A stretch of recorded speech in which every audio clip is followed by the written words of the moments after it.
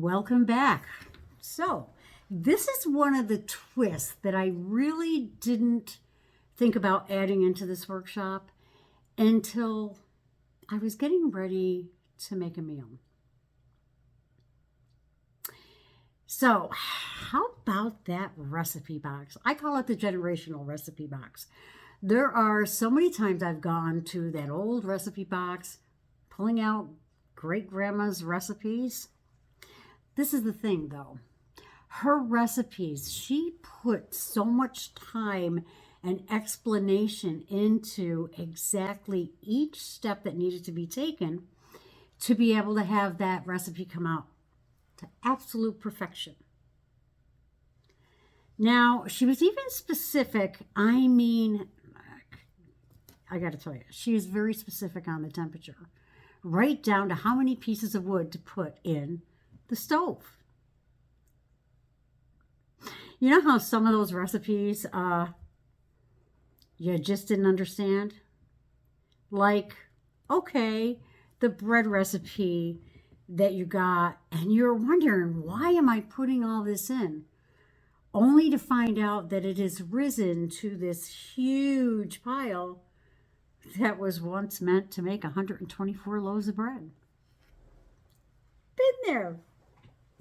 So what do we do about that? I know that went to my grandmother, and I said to her, Grandma, what was your mom thinking about? What did she mean about how many pieces of wood to put in the stove? I get what she's talking about, but what does that mean for a temperature?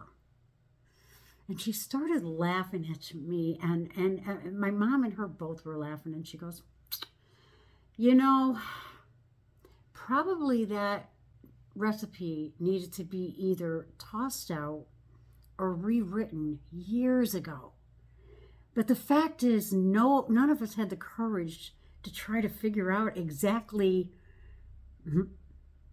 how many pieces of wood meant. You see, we didn't want to put in the work. We just thought, well, that's the way it's always been, so why change it? And then they said to me, I'll leave it to you to come and ask. It's like, well, obviously nobody else has made this since probably maybe you, Grandma, but I'm sure you didn't put in a bunch of wood in the stove. So somebody had to have figured out what the temperature was. And she proceeded to tell me that no, actually she never made the recipe because of that.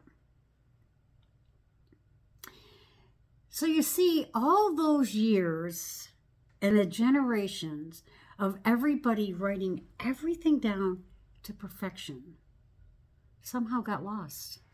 Somehow lost its meaning, and it was something that was never addressed again.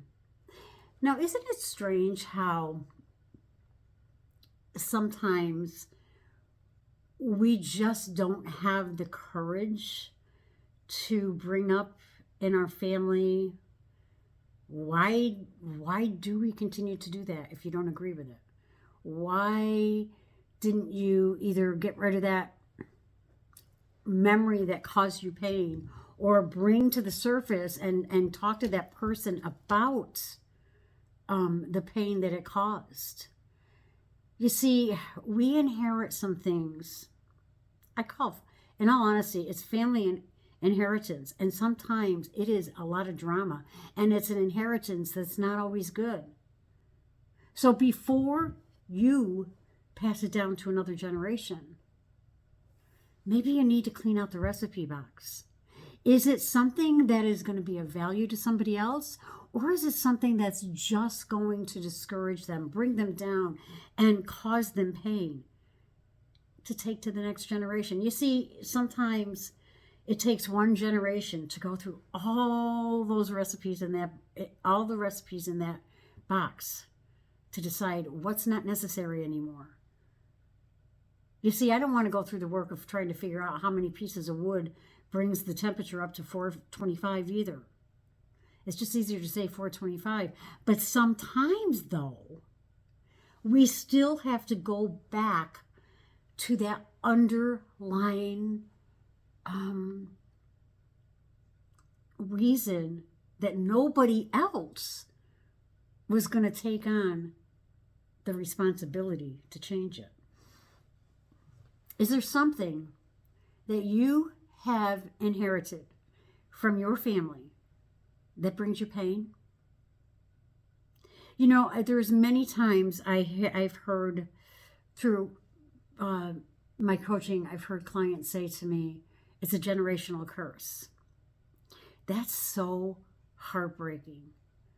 Number one, that you believe you have to keep putting up with it. So I always ask, if it is something that you really believe that is horrible and you don't want it in your life and you don't want to pass it down to somebody else, isn't it up to you to break it? Isn't it up to you to make the change?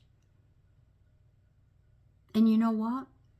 You may be the one that was meant to make that change. You see, even though it's been passed down from generation to generation, maybe all the generations have been waiting for you to break it. Because in all honesty, somebody has to start somewhere to make that change. And you have the opportunity to do it. So if there's something in your generational curses, or there's something that you have discovered that, you know, part of it was good, like great grandma's recipe. Her recipe was great, but I had to do the work to figure out the temperature was 425. There's no harm in doing the work if it's something you truly value. But if it's something that has no value and serves no purpose other than to create confusion, hurt, and trauma, then maybe it's up to you to find out how you can stop it before it goes to is inherited to the next generation. So I found that I look totally different on an old recipe box. But I find it amazing how my great-grandma put down every little thing, right down to check it in 5 minutes, knead it again in 2.5. I mean, really, the detail. Was it necessary? Or was it overdone? What's that message telling you in that? Sometimes we inherit things that weren't really necessary, overdone, and because of that, you were overwhelmed. I personally think sometimes it's time to just throw out the recipe altogether and start a new one. So I'm going to ask you, how many things are you continuing in your life that no longer serves you, but you believe you have to keep them because Grandma put them in the recipe box? So your action step is to go into that emotional recipe box and rewrite the recipe for the next generation. Because I got to tell you, make sure when you write it down for the next generation, you thank yourself. Because you have just finally figured out the recipe that's necessary and the recipe that's not. Keep it or toss it or rewrite it. All right, I'll catch you on the next video.